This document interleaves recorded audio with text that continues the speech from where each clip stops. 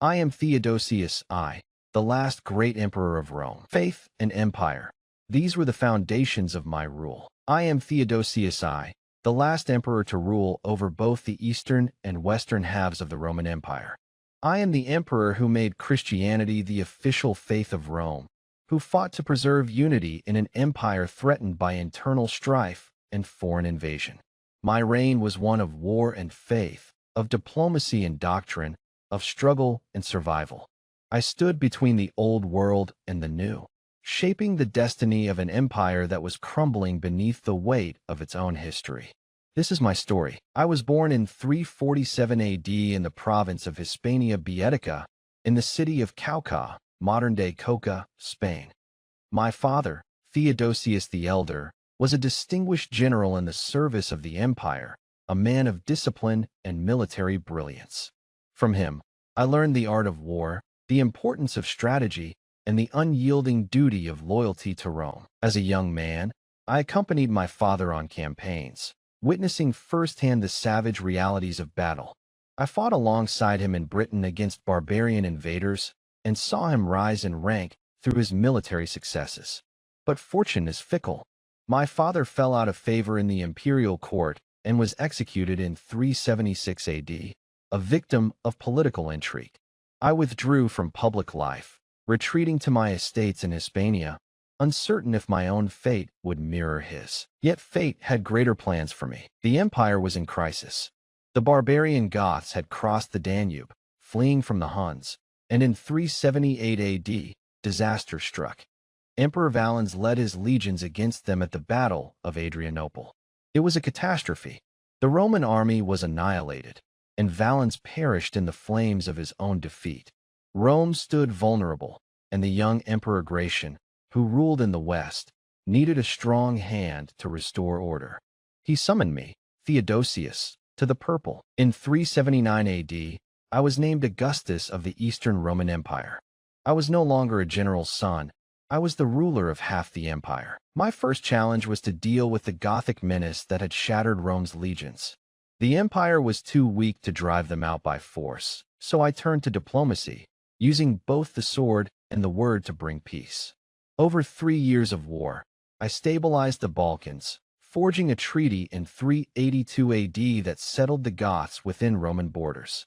They would serve as allies rather than enemies, their warriors enlisted into Roman legions. It was a precarious peace, but it bought Rome time. Meanwhile, I worked to restore order within the empire.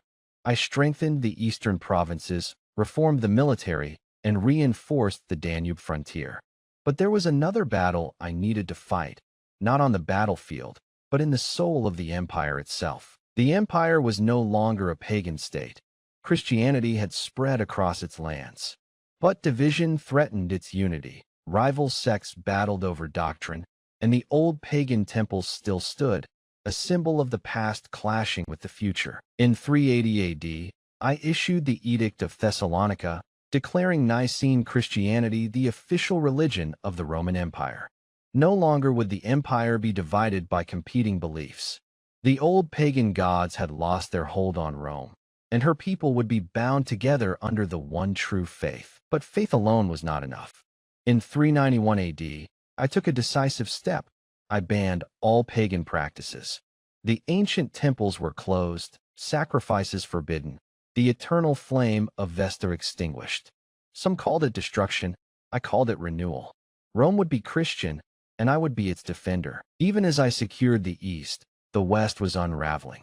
In 392 AD, the usurper Eugenius seized power in Rome, backed by pagan senators who sought to restore the old gods. They defied my authority, and I could not let it stand. In 394 AD, I marched west at the head of my legions, determined to crush the last pagan resistance. The final battle came at the Battle of the Frigidus, a savage clash in the Alps. For 2 days, the armies fought, the rivers running red with Roman blood. I called upon God for victory, and as if in answer, a fierce wind rose from the heavens, blinding my enemies and turning their arrows against them. We triumphed, and the last hope of the pagan world was extinguished. Now, at last, I ruled over a united empire. Victory came at a price. My body was worn from years of war, and in 395 AD, illness struck me down. I knew my time was near. I summoned my sons, Arcadius and Honorius, and divided the empire between them. Arcadius would rule the east, Honorius the west. On January 17th, 395 AD, I breathed my last in Milan. My body was laid to rest in Constantinople, the city that would soon become the heart of the Eastern Roman Empire. But my legacy endured. I was the last emperor to rule over a united Rome. After my death, the empire would never again be whole. The West would fall into decay, beset by barbarian invasions, while the East would endure as the Byzantine Empire for 1,000 years. I had changed the soul of Rome, making Christianity its foundation, ensuring that faith would define its people long after its legions had faded. I was not just a ruler.